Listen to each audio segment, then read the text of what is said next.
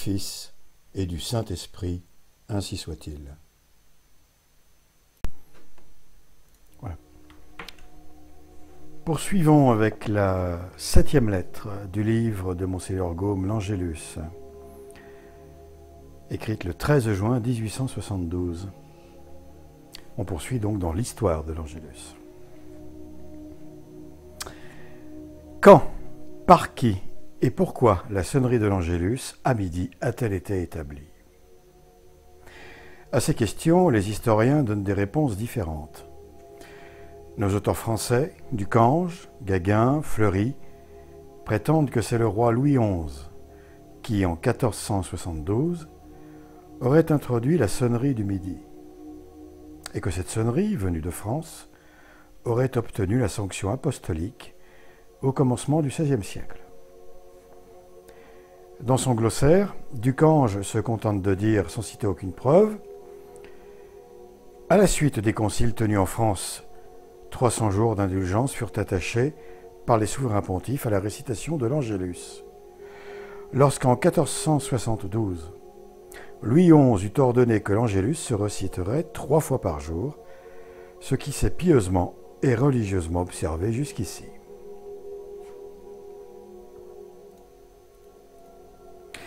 Gagin dit de son côté « Louis XI établit la coutume de sonner la cloche à midi, comme on le fait au crépuscule du soir, afin qu'en ce moment, le peuple se mit à genoux pour réciter la salutation angélique en vue d'obtenir la paix publique, ce qui est religieusement et généralement observé jusqu'à ce jour. Malgré le désir d'assurer à ma patrie un nouveau titre de gloire, la vérité m'oblige à dire que l'opinion de nos Français ne me paraît pas fondée. Les témoignages formels des historiens de la papauté y sont absolument contraires. Comme c'est un pape, Jean XXII, qui en 1318 ordonna la pieuse sonnerie du soir et du matin, c'est encore un pape, Calixte III, qui en 1455 établit la sonnerie du midi. Toujours l'initiative des grandes et belles choses est venue du siège apostolique. L'auteur très sûr et très érudit de la vie des papes, Sandini, parlant de Calixte III sous l'année 1456, ouvrez les guillemets, depuis le commencement de son pontificat, ce pape n'eut rien de plus à cœur que de préparer la guerre, vouée contre les Turcs, et d'équiper une flotte. C'est même dans ce but qu'il envoya des légats aux princes chrétiens pour les engager à unir leurs armes contre les ennemis du non-chrétien. Afin de rendre le ciel propice, il voulut qu'à midi, au son de la cloche, on récita 3 fois l'oraison dominicale et la salutation angélique. Constantinople venait de tomber au pouvoir des Turcs. Enflé de sa victoire, le farouche Mahomet II menaçait tout l'Occident. On comprend sans peine que dans une pareille conjoncture, le gardien de la civilisation chrétienne est, à l'exemple de ses prédécesseurs Urbain II et Jean XXII, ordonné une nouvelle prière afin d'appeler au secours de l'Europe la puissante reine du ciel. On serait même étonné qu'il ne l'eût pas fait. Saint Antonin, archevêque de Florence et contemporain de Calixte III, était mieux placé que personne pour connaître les actes de ce souverain pontife. Or, comme Sandini, il attribue sans hésiter à Calixte III l'Angélus du midi. Il ajoute que l'ordre de le réciter fut solennellement envoyé, par lettres apostoliques, dans tout le monde chrétien avec concession de riches indulgences. Je puis te citer encore un autre historien des papes. Ouvrez les guillemets. Calixte III, dit Platina, ordonna pour fléchir le Seigneur par des prières continuelles, qu'à midi, au son de la cloche, tous les fidèles aidassent de leurs supplications ceux qui allaient combattre contre les Turcs. Fermez les guillemets. Platina, il est vrai, n'indique pas les prières commandées pour le midi par le souverain pontife. Mais il est de toute évidence que c'était l'Angélus tel que nous l'ont fait connaître Sandini et Saint-Antonin en parlant de Calixte III. Les papes du commencement du XVIe siècle ne sont pas moins vigilants à maintenir la récitation de l'Angélus. Toujours pour opposer une digue au flot de la barbarie musulmane, Alexandre VI ordonne les mêmes prières qu'avait prescrites Calixte III et veut qu'elles soient récitées de la même manière. Mieux que personne, tu sais que sous le pontificat de Léon X parurent les protestants. Leurs innombrables sectes, impies et sanguinaires, mirent ton pays à feu et à sang, ne respectant rien et profanant tout. Eh bien, c'est à ce moment-là même que l'Angélus du Midi devint plus populaire que jamais dans les contrées allemandes demeurées catholiques. Quoi de plus rationnel? Quand il a peur, l'enfant se cache dans le sein de sa mère.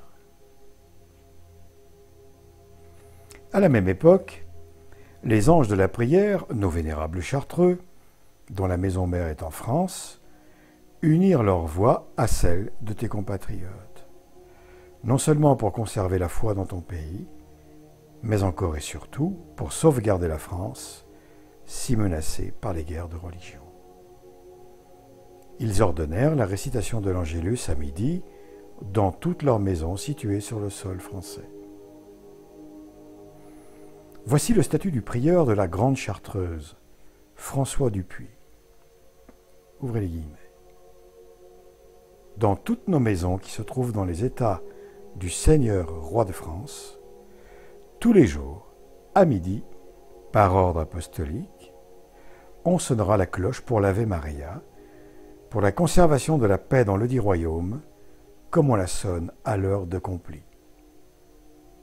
Toutes les personnes de ces mêmes maisons diront 3 Ave Maria, pour lesquelles elles gagneront chaque fois 300 jours d'indulgence, en vertu de l'indulte apostolique, pourvu qu'elle soit vraiment pénitente et qu'elle se soit confessée. Fermez les guillemets. En te disant, au début de notre correspondance, que l'origine de l'Angélus se perd dans la nuit des temps, n'ai-je pas eu raison? Tu connais les différentes phases par lesquelles a passé cette admirable prière, et les graves raisons pour lesquelles les souverains pontifes l'ont tant de fois recommandé. Néanmoins, dans aucun des documents placés sous tes yeux, ni toi, ni moi, n'avons trouvé l'Angélus sous sa forme actuelle. De cette forme, aujourd'hui invariable et impérissable, quel est l'auteur? Je parle en particulier des paroles qui précèdent les 3 Ave Maria. Sur ce point, j'avoue sans réserve ma complète ignorance.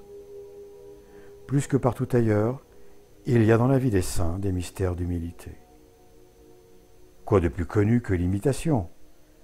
Et quoi de plus inconnu que l'auteur de cet incomparable chef-d'œuvre? Est-il étonnant que l'auteur de cet autre chef-d'œuvre, l'Angélus, connu de Dieu seul, ne doive être révélé aux hommes qu'au grand jour des manifestations? Quoi qu'il en soit, le premier monument où j'ai découvert l'Angélus, tel qu'il se récite aujourd'hui dans le monde entier, date de la seconde moitié du XVIe siècle. C'est le Petit Office de la Sainte Vierge, publié par le pape Saint Pie V, le grand régulateur de la prière catholique. Voici ce qu'on peut y lire. Ouvrez les guillemets. Lorsque le matin, le midi et le soir on sonne la salutation angélique, on dit Angelus Domini nuntiavit Maria et concepit de Spiritu Sancto, Ave Maria, etc. Etiam silla Domini fiat mihi secundum verbum tuum, Ave Maria, etc. Et verbum caro factum est, et habitavit in nobis, Ave Maria, etc. Qu'on me pardonne mon pauvre latin, je précise, le lecteur, et je vais redire en français. L'ange du Seigneur apporta l'annonce à Marie, et elle conçut du Saint-Esprit. Voici la servante du Seigneur, qu'il me soit fait selon votre parole. Et le Verbe s'est fait chair, et il a habité parmi nous. Poursuivons avec Monseigneur Gaume, la fin de cette lettre. 15 jours d'indulgence sont accordés à ceux qui le reciteront dévotement. Pour compléter l'histoire de l'Angélus, il reste à l'étudier dans les 2 derniers siècles. Cette étude sera le sujet de la lettre suivante.